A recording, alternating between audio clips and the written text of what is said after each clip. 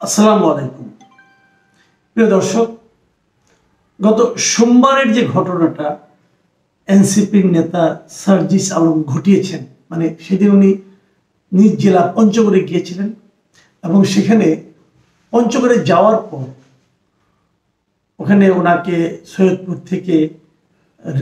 বিমানবন্দর থেকে ওনাকে নিয়ে যাওয়ার জন্য প্রায় শতাধিক গাড়ির যে বহর এসেছিল, সেই বহর নিয়ে বেশ কথা হয়েছে। আমি নিজেও একটা কন্টেন্ট সেদিনই করেছিলাম এবং সেখানে আমিও কিছু প্রশ্ন করেছিলাম এবং পঞ্চগড়ে পৌঁছার পর সার্জিস আলম বলেছিলেন যে আমার যদি কোনো ভুল হয় আপনারা শুধরে দেবেন।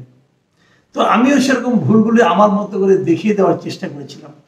ভেবেছিলাম উনি শুধরে যাবেন কি যাবেন না আমি জানি না, বাট আমি আমার মতো আমার দায়িত্বটা পালন করেছিলাম।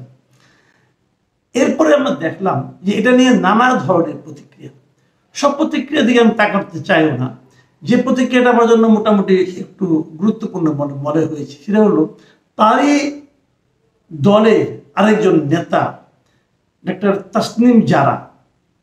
তিনি পেশায় চিকিৎসক, একজন বিদেশে অনেকদিন ছিলেন। তিনি জ্যেষ্ঠ যুগ্ম সদস্য সচিব এই এনসিপি। আমাদের সার্জিস আলম হলেন উত্তরাঞ্চলের সংগঠক। তো এই তাসনিম জারা ফেসবুকে, ওনার ভেরিফাইড ফেসবুকে পরের দিন মানে মঙ্গলবার দিন সন্ধ্যায় একটা স্ট্যাটাস দিয়েছেন এবং সেই স্ট্যাটাসটা আসলে সার্জিস আলমকে উদ্দেশ্য করে উনি একটা চিঠি লিখেছেন। সেই চিঠি থেকে আমি আপনাকে কিছু অংশ পড়ে শোনাই, আমি আলোচনাটা পরে করছি। এই চিঠিতে উনি লিখেছেন, আমি হুবহু পড়ছি। আমি এই চিঠিটি লিখছি আমাদের দলের একজন রাজনৈতিক কর্মী হিসাবে, দলের নীতিগত অবস্থান ও স্বচ্ছতার প্রশ্ন থেকে। সম্প্রতি তোমার নিজ জেলায় শতাধিক গাড়ির একটি বড় বহর নিয়ে প্রবেশ করায় জনগণের মনে যৌক্তিকভাবে কিছু প্রশ্ন তৈরি হয়েছে। তারপরে লিখেছেন যে তুমি কিছুদিন আগেই প্রকাশ্যে বলেছিলে কোট আনকোট কোট যে আমার আসলে এই মুহূর্তে কোনো টাকা নাই, ধার করে চলতেছি, এটাই হচ্ছে রিয়েলিটি, আমার পকেটে মানি ব্যাগও নাই আনকোট। এই চিঠিটা কিন্তু এই কথাটা কিন্তু আসলেই সার্জিস বলেছিলেন। আপনাদের বিশ্বাস না হয় আমার কাছে এর মধ্যে কিছু ভিডিও চলে এসেছে, আমি ভিডিও থেকে আপনাদের বরং সেটা একটু দেখাচ্ছি। আপনারা এই ছোট্ট একটা ভিডিও আপনারা একটু দেখুন।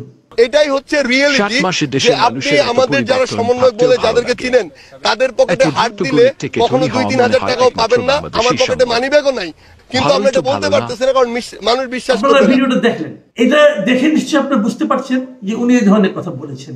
তো তারপর এই তাসনিম যারা আরো লিখেছেন যে তোমার এই সাদাসিধে জীবনযাত্রার কথা আমাদেরকে অভিভূত করেছিল এবং জনগণের কাছে আমাদের সংগ্রামকে আরো গ্রহণযোগ্য করেছে। এটা উনি সার্জিসকে বলেছেন। তারপরে উনি ফিনিশিংয়ে বলেছেন, আমি আরেকটা মাঝখানে একটা পারা স্কিপ করে গেলাম। ফিনিশিংয়ে বলেছেন আমি আশা করি বিষয়টি তুমি আন্তরিকতার সাথে বিবেচনা করবে এবং জনগণের সামনে একটি গ্রহণযোগ্য ও পরিষ্কার ব্যাখ্যা তুলে ধরবে। এতে জনগণের কাছে দলের ভাবমূর্তি আরো শক্তিশালী হবে বলেই আমার বিশ্বাস। তাসনিম জারার এই চিঠিটা পড়ে আমার যেটা মনে হয়েছিল যে উনি কিন্তু একটা খুব গুরুত্বপূর্ণ দায়িত্ব পালন করেছেন।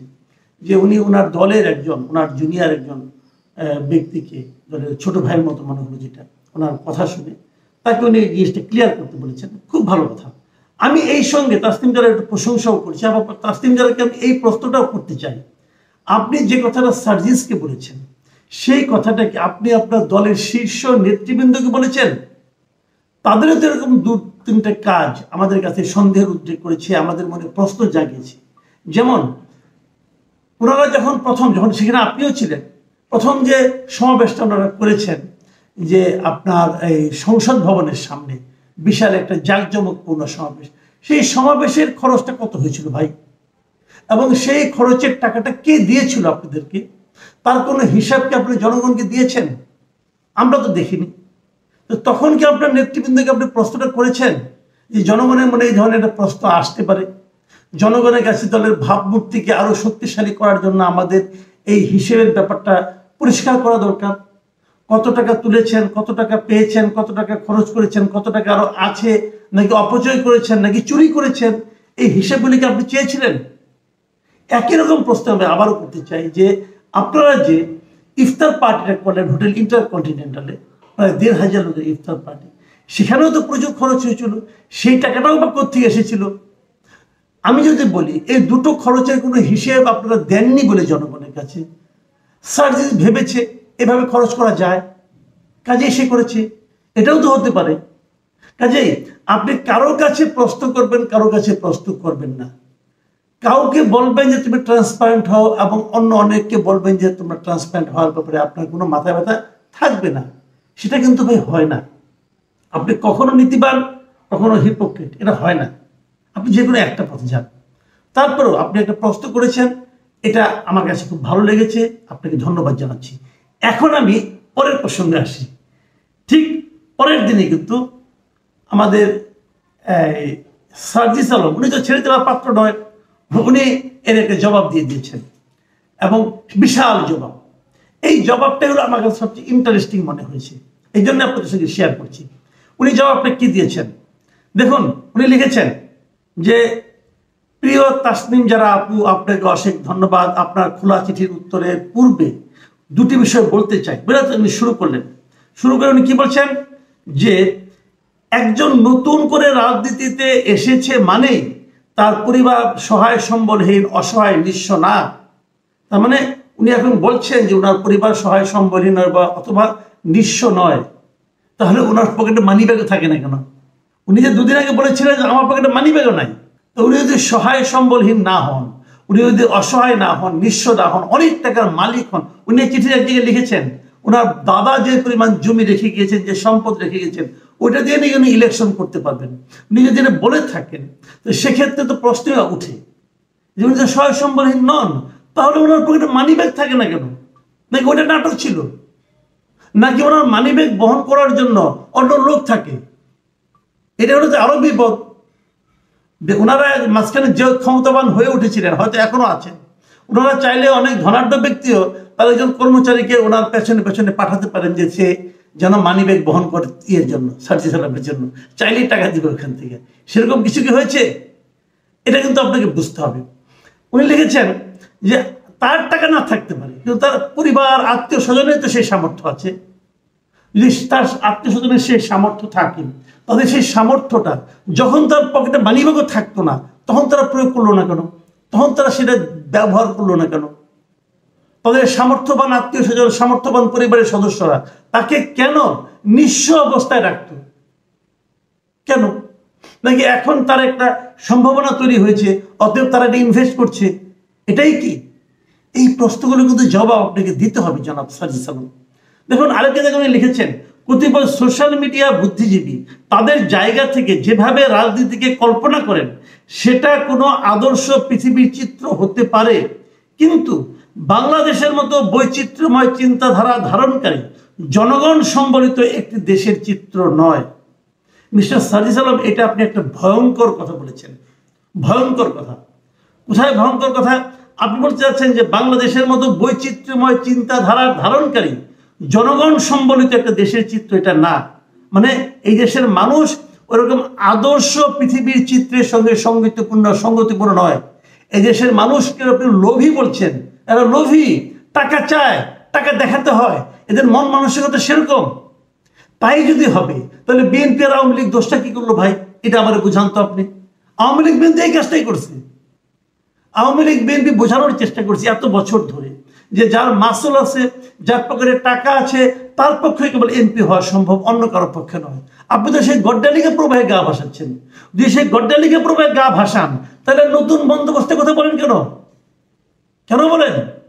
এবং উনি আরেকটা কথা বলেছেন, আমরা নতুন বন্দোবস্ত চাই, কিন্তু নতুন বন্দোবস্ত বলতে আমরা যেটা কল্পনা করি সেটা 6 মাসের মধ্যে অ্যাপ্লাই করলে অলমোস্ট 95+% ক্ষেত্রে জামানত হারানোর সম্ভাবনা থাকবে। তার মানে উনি বলতে যাচ্ছেন ওনারা যে নতুন বন্দোবস্তের কথা বলছেন, এটা যদি ওনারা এখনই অ্যাপ্লাই করেন তাহলে সব জায়গায় তারা হারবে। তার মানে কি? ওনাদের নতুন বন্দোবস্তের সঙ্গে আমাদের দেশের জনগণ এখনো প্রস্তুত হয়নি। ওনাদের নতুন বন্দোবস্ত আমাদের দেশের জনগণের জন্য অ্যাপ্লিকেবল নয়। উনি এই কথা বলতে চাচ্ছেন। তাহলে ওনারা কিভাবে যাবেন? পরে আবার এক জায়গায় বলেছে যে আগে আমাদেরকে এভাবে ক্ষমতায় যেতে হবে কোনোভাবে, যে পরে বন্দোবস্ত আমাদেরকে জারি করতে হবে ক্ষমতায় বসে। তার মানে আপনি উপরে থেকে চাপিয়ে দেবেন একটা বন্দোবস্ত।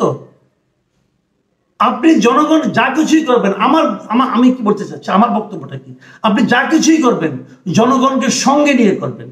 আপনি যখন আমাকে খাওয়াবেন বলবেন তোমাকে আমি পান্তা ভাত খাওয়াবো বলে আমাকে পান্তা ভাত দিবেন, কিন্তু আমাকে আপনি বিরিয়ানির লোভ দেখিয়ে পরে পান্তা ভাত খাওয়াবেন, সেটা হবে না ভাই। আপনি সেটা বলতে যাচ্ছেন যে আপনাদের নতুন বন্দোবস্তের সঙ্গে এই দেশের মানুষ এখনো প্রস্তুত হয়নি গ্রহণ করার জন্য, কাজে সেভাবে অগ্রসর হলে আমরা হারবো। কাজে আমরা পুরাতন বন্দোবস্তের মধ্যে থাকবো, থেকে ক্ষমতায় যাব, যে তারপরে নতুন বন্দোবস্ত চাপাইয়ে দেব। ভাই পাইছেন নাকি? মগের মূল্য পাইছেন? পৃথিবীর কোথাও এটা হয় না। এবং যারা এটা করতে চায় তাদেরকে জনগণ ফ্যাসিবাদী শাসক হিসেবে বলে। আপনারা তো এক ফ্যাসিবাদীকে তাড়িয়েছেন, আপনার তো আরো বড় ফ্যাসিবাদী মনে হচ্ছে আমার কাছে। কি বলেন?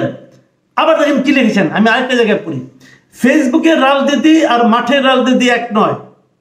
আপনার প্রতিপক্ষের সাথে লড়াই করার জনবল এবং সামর্থ্য আপনার যদি না থাকে কিংবা আপনি দেখাতে না পারেন তাহলে মাঠের রাজনীতিতে দাঁড়ানো সম্ভব নয়। তারপর আবার লিখেছেন যে মানুষ স্বভাবতই ক্ষমতামুখী। কি ভয়ঙ্কর কথা রে ভাই! এই ছোট ছোট বাচ্চারা এগুলি কি শিখেছে, কি শিখেছে? আমি শুনলাম সার্জিস আলম নাকি প্রিলিমিনারিতে পাস করছে বিসিএস। ভাই আপনার উচিত ছিল প্রিলিমিনারিতে পাস করেছেন, এখন রিটেন পরীক্ষাটা দেন, ভাই যান, 5-7 বার ভাই ফেল মারেন, তারপরে আপনি কোনো একটা পারবেন, কোনো একটা প্রশাসনের কর্মকর্তা হতে পারবেন। আর এখানে আপনি মন্ত্রী হতে যাচ্ছেন, এত শর্টকাট পথে চলে গেছেন আপনারা। আপনাদের জন্য আমরা কি আশা করেছিলাম যে আপনারা হবেন নির্লোভ ব্যক্তি, আর এই আপনাদের নমুনা। তো এই যে কথাগুলো উনি বললেন, এই কথাগুলির মানে আমি খুবই হতাশ হলাম ওনাদের কথা থেকে, যে এইগুলি কেন। আবার দেখেন চাঁদাবাজি সম্পর্কে উনি কি বলছেন, যে আমরা তো অনেকেই চাঁদাবাজি, দখলদারিত্ব, মামলা বাণিজ্য, হয়রানি এসবের বিরুদ্ধে কথা বলতে বলতে মুখে ফেনা তুলে ফেললাম, কিন্তু এই অভ্যুত্থানেরই আরেকটি অংশ আবার ওই একই কাজগুলো করছে। আটকাতে পেরেছেন কি? সবচেয়ে গুরুত্বপূর্ণ বিষয় হচ্ছে তাদের বিরুদ্ধে আমরা আপনারা অনেকে কথাও বলতে পারছি না, আবার বললেও তারা সে কথাকে কানে নেয় না। তারা কানে নেয় না, ঠিক আছে, আপনি বলতে পারছেন না কেন? আপনি স্বৈরাচারী হাসিনার বিরুদ্ধে বলতে পারলেন, আপনি আপনাদের সহকর্মী যারা নাকি আন্দোলন করেছে তাদের চাঁদাবাজি অথবা অন্যায়ের বিরুদ্ধে বলতে পারছেন না কেন? তার মানে এখানে আপনি আপোষ করেছেন, এবং তারপর আবার বলছেন যে আপনাদের একটা অংশ এগুলি করছে, তা কারা করছে তাদেরকে জনগণের সামনে এক্সপোজ করেন না কেন? কি বলতে চান আপনারা? আপনারা যা খুশি তাই করবেন, আর এই দেশের মানুষ সেটা মেনে নেবে? এত সোজা না রাজনীতি, এত সোজা না। নতুন কিছু করতে চাই, শব্দগুলো খুব সহজ, নতুন কিছু করতে চাই, 4টা মাত্র শব্দ, কিন্তু এটা বাস্তবায়ন করা 4 জীবনেও সম্ভব কিনা ভেবে দেখেন। অন্তত আপনাদের মতো মানুষের জন্য তো 100 জীবনেও সম্ভব না, যারা নাকি শুরুতেই গড্ডালিগা প্রবাহে গা ভাসানোর জন্য উঠে পড়ে লাগে। আপনি হিসাব করে বলে দিচ্ছেন যে গাড়ি 50টা নাকি আপনার আত্মীয় স্বজন নিয়ে আসছে। ভাই আপনার আত্মীয় স্বজনের ঠিকুজি অলরেডি আমরা পেয়ে গেছি। আপনার দাদার কত শতাংশ জমি ছিল, আপনার বাবার কত শতাংশ জমি আছে, আপনার কয় ভাই কয় বোন, আপনার ভাগে কতটুকু আছে, আপনার কোন আত্মীয়র কি আছে, সব ঠিকুজি এখন কেবল আমার কাছে না, এই পাবলিক ডোমেইনে এখন পাওয়া যাচ্ছে। আর নিজেকে জমিদার বলার চেষ্টা করেন না, আপনি জমিদার নন। আপনার টোটাল পঞ্চগড়েই জমিদার তো নাই, আপনি কিভাবে জমিদার করবেন? এইভাবে কথা বলবেন না, নিজেকে উন্নত ক্লাসে উঠানোর চেষ্টা করবেন না। মানুষের প্রতিনিধি হওয়ার জন্য জমিদার হওয়ার দরকার নাই, মানুষের প্রতিনিধি হলে ওই মাঠের মানুষ হওয়ার দরকার আছে। আমি খুবই হতাশ, সার্জিসকে নিয়ে হতাশ, সার্জিসের কথাবার্তা নিয়ে হতাশ, এবং সার্জিসের কথাবার্তা যাদের দিকে ইঙ্গিত করছে তাদেরকে নিয়ে হতাশ। প্রিয় দর্শক, আপনি হতাশ হবেন কি আশাবাদী হবেন সেটা আপনার ব্যাপার, আমি আমার কথা বললাম।